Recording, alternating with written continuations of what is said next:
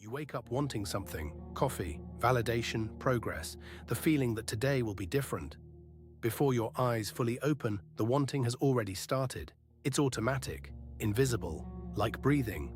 You don't choose it, it chooses you. Schopenhauer called this the will, not willpower, not choice, something deeper, a force that moves through you before thought even begins. He said this will is blind. It doesn't care about your happiness, it doesn't have a plan, it just wants. And it uses you to want through. Your goals feel like yours. Your desires feel personal, but Schopenhauer saw them as puppetry. The will pulling strings. You think you're choosing, you're being chosen by an ancient hunger that existed before you were born. Think about the last thing you achieved: the promotion, the relationship, the milestone. How long did the satisfaction last? Days? Hours? Then the emptiness returned. That restlessness, that need for the next thing. Schopenhauer predicted this. He said satisfaction is always temporary, because the will doesn't care about your peace. It only cares about continuing, about wanting more. He described life as a pendulum, swinging between pain and boredom. When you don't have what you want, you suffer from lack. When you get what you want, you suffer from emptiness. There's no middle ground, no lasting contentment, just the oscillation, back and forth, want and emptiness, hunger and hollow. This is the rhythm of the will to live. Look at your relationships, the intensity at the beginning, the obsession, the need to be close. Schopenhauer said this isn't love, it's the will using attraction to reproduce itself. Biology disguised as poetry. You feel chosen, special. But it's the same script playing out across millions. The will doesn't care about connection, it cares about continuation. Your heart is a tool. Even your identity is shaped by it. Who you think you are, your ambitions, your fears, your need to be seen. Schopenhauer believed the self is an illusion created by the will. You're not a person with desires. Your desire pretending to be a person. A temporary form the will takes. When you die, the will doesn't. It just finds another shape. This sounds dark, hopeless even, but Schopenhauer wasn't trying to depress you. He was trying to wake you up, to show you why you suffer. Not because life is unfair, not because you're doing it wrong, but because the will to live is insatiable by nature. Understanding this changes how you see your restlessness. It's not personal, it's structural. He observed animals constantly driven by need. Hunger, mating, territory, no pause, no reflection. Humans have the same drives, but we also have consciousness. We can see the trap we're in. We can feel the absurdity. Animals suffer and don't know why. Humans suffer and ask why. That's our burden. Awareness without escape. Seeing the mechanism but still being caught in it. Think about your career, the ladder you're climbing. Each rung feels important, essential. But Schopenhauer would ask, who decided this matters? The will did. It needs you busy, striving, distracted, because a still mind might question, might stop, might refuse to play. So it fills your head with urgency, with deadlines, with the feeling that you're behind. Always behind. He said even altruism is suspect. When you help someone, it feels noble, pure. But look closer. How much of it is about relieving your own discomfort? About feeling good? About being seen as good? The will uses compassion too. It makes you feel connected to others because isolation threatens reproduction. Even your kindness serves the blind force. Nothing escapes its reach. Schopenhauer watched people chase pleasure desperately, parties, substances, distractions. He understood why, because stillness reveals the void. Silence exposes the will's emptiness, so people fill every moment, noise, activity, anything to avoid facing the hunger that has no object, the wanting that wants nothing in particular, just wants, endlessly, pointlessly, without reason or resolution. But here's what he offered: not happiness, not escape, but clarity. When you see the will operating, you gain distance, not freedom. Distance. You still want things, but you're no longer fooled by the narrative. You see the machinery, the script, the ancient pattern playing itself out. This doesn't stop the wanting, but it stops the illusion that satisfaction is just one achievement away. Schopenhauer pointed to art as temporary relief. When you lose yourself in music or beauty, the will quiets. For a moment. You stop wanting.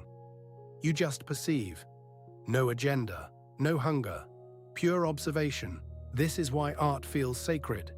Not because it's productive, but because it's the one place the will forgets itself, where wanting pauses and awareness remains. He also pointed to compassion, not the kind that seeks reward, but the rare moment when you see through another's eyes, when boundaries dissolve, when you recognize the same will suffering in them. This isn't about being nice, it's about seeing the truth. That separation is illusion, that we're all expressions of the same blind force, all equally trapped, all equally driven. Most people never question their desires. They assume wanting something means they should pursue it. That satisfaction is possible, that the next thing will be different. Schopenhauer asks you to pause, to look at the pattern, to see how each fulfilled desire creates a new one, how the finish line always moves, how the hunger never learns, never adapts, never stops. He wasn't advocating suicide. That would be the will destroying itself, which it won't do. He was advocating something harder, living while seeing through the illusion, participating without believing, acting without attachment to outcome. This is what he called resignation, not giving up, but giving up the fantasy that life will ever be other than what it is, a blind force expressing itself. Think about your phone, the endless scroll, the hunger for updates, for likes, for something new. Schopenhauer would recognize this immediately, the will finding new channels, new ways to keep you wanting. Technology didn't create this hunger, it just gave it a brighter screen, a faster feed. The same ancient restlessness wearing modern clothes, scrolling is wanting without object. He said boredom is underrated as a form of suffering. People fear it more than pain, because pain has an object, something to fix, fight, escape. Boredom is the will with nothing to do, the engine running but no destination. This is unbearable, so we create problems, drama, goals, anything to give the will something to chew on. We'd rather suffer with purpose than be still without one. Your plans for the future, the person you'll become, the life you'll build. Schopenhauer saw these as strategies the will uses. Keep you future-focused, prevent you from seeing the present clearly, because the present reveals the truth, that you're always wanting, never arriving. The future is a carrot the will dangles. You chase it your whole life, you never catch it. You're not supposed to. He had a dark sense of humor about reproduction. People think they're falling in love, making choices. But Schopenhauer said the species is choosing through you, matching genes, ensuring continuation. Your chemistry feels like destiny. It's biology with good marketing. The will doesn't care if you're happy together, it cares if you reproduce. After that, the intensity fades. Mission accomplished, you're left wondering what happened. When you feel anxious about the future, that's the will. When you feel regret about the past, that's the will. When you feel inadequate in the present, that's the will. It uses every emotion to keep you from settling, from accepting, from being still. Because stillness threatens its operation. A person at peace doesn't strive, doesn't reproduce desperately, doesn't consume, doesn't participate in the machinery. Schopenhauer didn't promise enlightenment, he promised something more honest. Recognition. You'll still want things, still pursue, still suffer. But you'll know what's happening. You'll see the will operating, and in that seeing, there's a strange freedom. Not from the wanting, but from the belief that you're doing it wrong, that others have figured it out, that happiness is somewhere just ahead. It's not. It never was. Look around at the world, the endless striving, the competition, the desperation disguised as ambition. Schopenhauer saw it all as one thing, the will to live expressing itself through billions of forms, each thinking they're unique, each driven by the same force. We're not separate individuals with different goals. We're waves in the same ocean.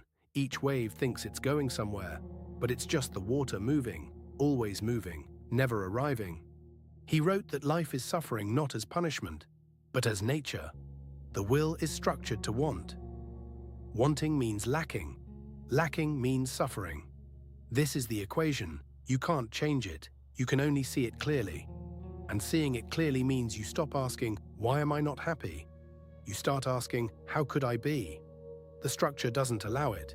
Contentment isn't the goal, it's the enemy of continuation. Some people hear this and feel despair, others feel relief. If the game is rigged, you can stop blaming yourself for not winning. If satisfaction is impossible, you can stop chasing it desperately. If the will controls everything, you can let go of the fantasy of control. Schopenhauer offers a strange kind of peace. Not the peace of happiness, the peace of understanding, of seeing what is, without the layer of lies. The will to live doesn't care about your dreams, your meaning, your legacy. It cares about continuing. You are temporary. It is not. You will die. It will not. This sounds bleak, but it also means your suffering isn't personal. Your restlessness isn't failure.